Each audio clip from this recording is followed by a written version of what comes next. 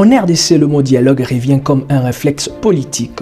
À chaque tension électorale, à chaque contestation, à chaque crise institutionnelle, l'idée d'un dialogue national ressurgit. Mais 20 ans après Sun City, 10 ans après les accords de Saint-Sylvestre, et encore que le pays traverse une nouvelle période d'incertitude, une question s'impose. Le dialogue est-il encore une solution ou est-il devenu un outil de gestion de crise sans lendemain? Les analyses récentes montrent un paysage divisé, un pouvoir qui parle d'inclusion. L'unité nationale s'impose plus que jamais comme une exigence fondamentale. C'est pourquoi nous réaffirmons notre ouverture à un dialogue entre Congolais, un dialogue apaisé, inclusif. Une opposition qui parle d'illusion. Non, il n'est pas ici question de légitimer les groupes armés. Ces narratifs, nous l'avons, on les fait gober au peuple congolais. C'est un narratif manipulateur. Parce que tout le problème n'est pas de savoir qui va aller au dialogue.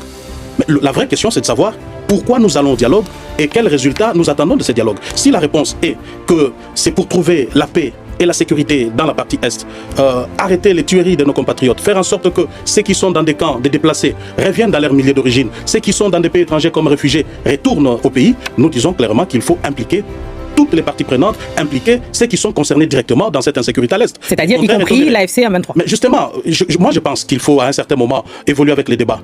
Le gouvernement veut faire croire à l'opinion que les seuls problèmes que nous avons à l'Est du pays s'appellent M23, mais c'est faux. C'est faux. Les ADF continuent de tuer à l'Est du pays.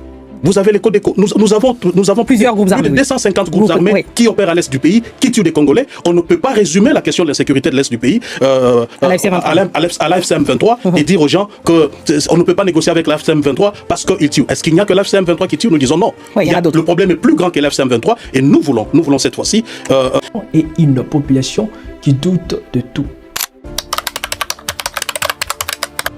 Selon plusieurs analyses, le dialogue proposé aujourd'hui s'inscrit dans un climat de contestation électorale, des crises de légitimité, de méfiance entre institutions et d'un pays fracturé par la guerre à l'Est. Les églises catholiques et protestantes, traditionnellement médiatrices, ont elles-mêmes exprimé des doutes sur la crédibilité du processus politique actuel. Davantage. Peut-être que c'est moi qui interprète. Peut-être pour le président, ce dialogue se ferait en 2 temps. Donc un temps avec ceux qui ont pris les armes, un temps avec... mais nous pensons que ce serait plus pratique pour des questions qui concernent tout le monde, que tout le monde se retrouve autour d'une table. Mais pour revenir à votre question, le fait de chercher à résoudre pacifiquement une crise ne veut pas dire primer. Et surtout on se retrouverait aussi dans le cas de responsabilité partagée, mais bien qu'à des degrés différents. J'insiste, à des degrés différents. Donc, et aussi, la facilitation du dialogue, le médiateur n'impose pas. N'impose pas aux parties prenantes ce qui doit être fait et ce qui ne doit pas être fait. Donc, une autre façon de répondre à cette question, ça dépendra du consensus qu'aura trouvé les parties prenantes. Pasteur Eric Senga, en quelques lignes, comment envisagez-vous votre propre rôle par rapport à la nouvelle posture du président Tshisekedi? Premièrement, nous gardons le lien des discussions, ce qui est fait jusque-là. Deuxièmement, nous essayons de comprendre, parce que c'est ça aussi le rôle de la facilitation, les préoccupations posées par le président Tshisekedi et voir quelle serait la marge à dégager entre l'exercice de la légalité, de la souveraineté, parce que tout ce qu'il dit, c'est à quoi vous faites allusion, revient dans le principe de souveraineté, principe de légalité constitutionnelle, principe de l'autorité de l'État. Maintenant, face à la réalité et aux objectifs que nous voulons poursuivre, quelle serait la marge de manœuvre qu'on peut trouver consensuellement avec lui-même, le président Tshisekedi, pour dire oui, nous sommes d'accord avec. Dans ces contextes, un dialogue apparaît moins comme un espace de solution que comme un outil de survie politique. Une analyse rétrospective de dialogue politique depuis 1960 montre un schéma récurrent de crise, de négociations, de accords, puis de non-application. Le travaux de Jean-Pierre Chrysostome Muti rappelle que les dialogues congolais ont souvent été soit des arrangements de partage du pouvoir, soit de mécanismes d'apaisement temporaire, rarement de processus de transformation durable. Autrement dit, le Congo dialogue beaucoup, mais change peu. Une tribune récente souligne que le débat actuel oppose 2 visions. Ceux qui veulent un grand reset politique, ceux qui veulent préserver les institutions actuelles.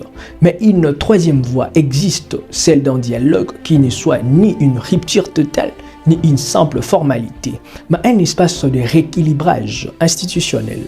Le problème, c'est que cette voie exige de la confiance, de la transparence et une volonté réelle des compromis. Or, ces trois éléments manquent cruellement aujourd'hui. Plusieurs analyses mettent en garde un dialogue improvisé, mal cadré ou instrumentalisé peut devenir une illusion politique plutôt qu'une solution. Le risque identifié sont clairs: légitimer un pouvoir contesté, affaiblir davantage l'opposition, diluer les responsabilités, retarder les réformes urgentes, transformer le dialogue en festin politique sans impact réel sur la population.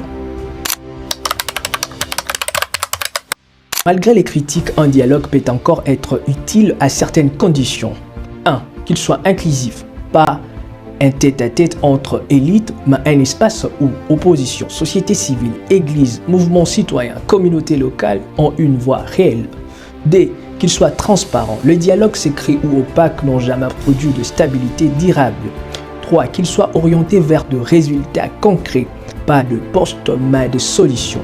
Sécurité à l'Est, réforme électorale, justice indépendante, gouvernance locale. 4. Qu'il soit garanti par des acteurs crédibles. Le médiateur doit être neutre, respecté et capable d'imposer un cadre. Le dialogue en RDC n'est pas une mauvaise idée. C'est son usage politique qui l'a vidé de son sens. Aujourd'hui, un dialogue n'aura d'impact que s'il répond à trois exigences: restaurer la confiance, corriger les déséquilibres institutionnels, mettre la population au centre et non les ambitions des élites. Sans cela, il ne sera qu'un épisode de plus dans l'interminable cycle congolais. Crise, dialogue, accord, déception, nouvelle crise. Le Congo n'a pas besoin d'un dialogue de plus, il a besoin d'un dialogue différent. Ampro News Décryptage.